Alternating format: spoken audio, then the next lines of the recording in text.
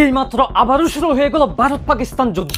তৈরি করা হচ্ছে পারমাণবিক অস্ত্র, যে কোনো সময় হামলা করতে পারে পাকিস্তান। এদিকে এক গোপন ভিডিওতে দেখা যায় নিজেকে বাঁচানোর জন্য ভারত থেকে পালিয়ে যাচ্ছে মোদি, এবং তা মিডিয়াতে প্রকাশ করা হয়নি। ভারত কিভাবে পাকিস্তানের সাথে পরাজয় মেনে নিবে, এর প্রমাণটা কি? দর্শক, এক এক করে এমন কিছু প্রমাণ এই ভিডিওতে দেখাবো যেটা অবাস্তব মনে হলেও চমকে দেওয়ার মতো। দক্ষিণ এশিয়ার দুই পরমাণু শক্তিধর রাষ্ট্র ভারত ও পাকিস্তান আবারও শুরু হয়ে গেল ভয়াবহ যুদ্ধ। কিভাবে ভারত পরাজয় মেনে নিতে পারে, প্রশ্নটি যেমন বিস্ময়কর তেমনি ভয়ঙ্কর। দর্শক, পাকিস্তানের সাথে ভারতের দীর্ঘ ইতিহাস যুদ্ধ উত্তেজনার প্রতিযোগিতায় পরিপূর্ণ। ভারতের অর্থনীতি, সেনাবাহিনী ও জনসংখ্যা পাকিস্তানের তুলনায় কয়েক গুণ বড়।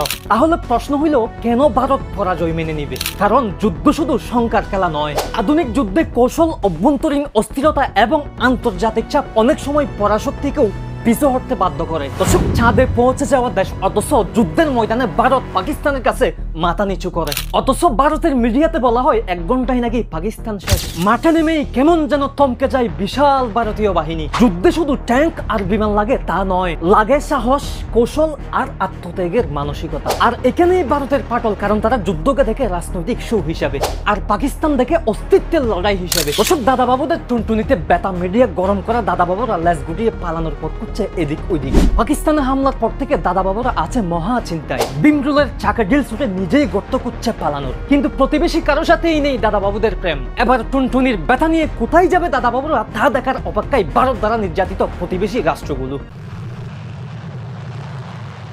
রাশিয়া আর ফ্রান্সের প্রযুক্তিতে তৈরি যুদ্ধবিমানে সুসজ্জিত ভারতের বিমান বাহিনী। বহরে রয়েছে 4.5 জেনারেশনের রাফাল যুদ্ধবিমান সহ মিগ-29, সুখোই 30, মিরাজ 2000-এর মতো চতুর্থ প্রজন্মের অত্যাধুনিক ফাইটার জেট। বলা হয়ে থাকে নানা দেশের যুদ্ধযানের সমারোহে বৈচিত্র্যে ভরপুর ইন্ডিয়ান এয়ারফোর্স।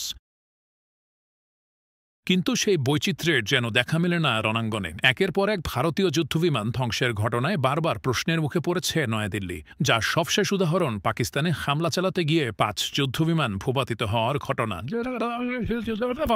ভারতীয় বাহিনীর গর্ব তকমা পাওয়া যুদ্ধবিমানের নাম রাফাল। ফরাসি প্রযুক্তির এই আকাশযানটি নিয়ে শো অফের কোনো কমতি ছিল না, কিন্তু ইসলামাবাদের কাছে নাজেহাল হয়ে বিধ্বস্তের পর চুরমার হয়ে গেছে ভারতের বিমান বাহিনীর সেই গর্ব। পাক আকাশ প্রতিরক্ষা ব্যবস্থায় ধ্বংস হয় 3টি রাফাল ফাইটার জেট, ভূপাতিত হয় আরও 2টি সুখোই 30 এবং মিগ সিরিজের ফাইটার জেট। শুধু এ ঘটনাই নয়, 2019 সালে বালাকোটে হামলা চালাতে গিয়ে পাকিস্তানের বিমান বাহিনীর হামলায় বিধ্বস্ত হয় ভারতের একটি মিগ-21 ফাইটার জেট। পরে আটক করা হয় উইং কমান্ডার অভিনন্দনকে।